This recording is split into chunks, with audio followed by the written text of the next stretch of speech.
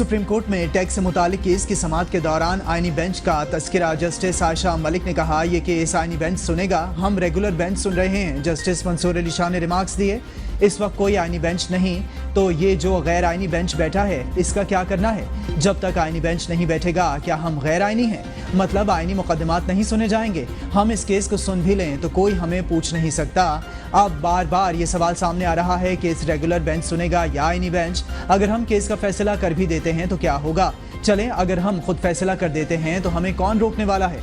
नजर सानी हमारे पास आएगी तो हम कह देंगे कि हमारा इदारा दायरे इख्तियार है, आईनी मुकदमात रेगुलर बेंच नहीं सुन सकता। वकला की तरफ से भी कोई मुआवनत नहीं आ रही। जस्टिस अकील ने सवाल किया कि अभी हम ये केस सुन सकते हैं या नहीं। जस्टिस मंसूर ने कहा, थोड़ा वक्त दें, देखते हैं क्या होता है। जस्टिस आयशा ने कहा कि आर्टिकल 2A के मुताबिक प्रैक्टिस एंड प्रोसीजर कमेटी इसका फैसला करेगी, जिसमें अभी वक्त लगेगा। प्रैक्टिस एंड प्रोसीजर कमेटी इसका फैसला करेगी कि ये क्या आईनी बेंच सुनेगा या रेगुलर बेंच, जिस पर जस्टिस मंसूर ने कहा कि हम सिर्फ गपशप लगा रहे हैं। सुप्रीम कोर्ट ने समाअत गैर मुय्यना मुद्दत तक मुलतवी कर दी।